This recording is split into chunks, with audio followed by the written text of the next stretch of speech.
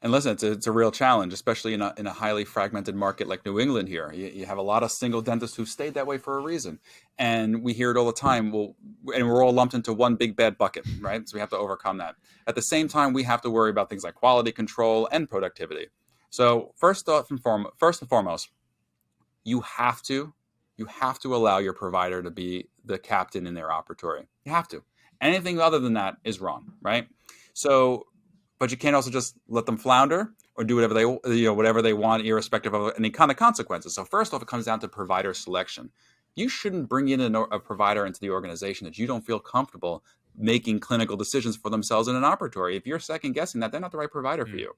So A, it's selection. B, we have to realize what our other purpose is. It's to support the functionality of a dentist, not to be it, right? It's their functionality we are supporting.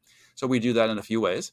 It's about providing data and benchmarking them and letting them know, yeah, well, maybe you're doing more or less crowns than you should or shouldn't be. Here's what the data shows. I'm not just talking about within dental associates. Here's what the market looks like.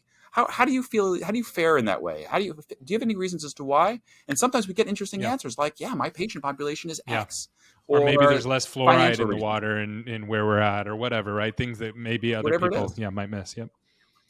So we have to let them have that wherewithal, but then we also have to have quality control. And quality control comes from through the lens of mentorship and guidance from other senior providers that are not there to tell them what to do in an operatory, but to give them best practices based off their successful careers.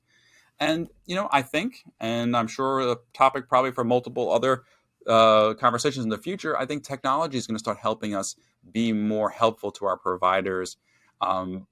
In their clinical diagnoses going to the future. These AI companies that are helping Yeah. us read x-rays and provide clinical opportunities to providers gives leadership some distance from the clinical side and allow the data to do its job. I think that's very important. Yeah, that's huge. Yep.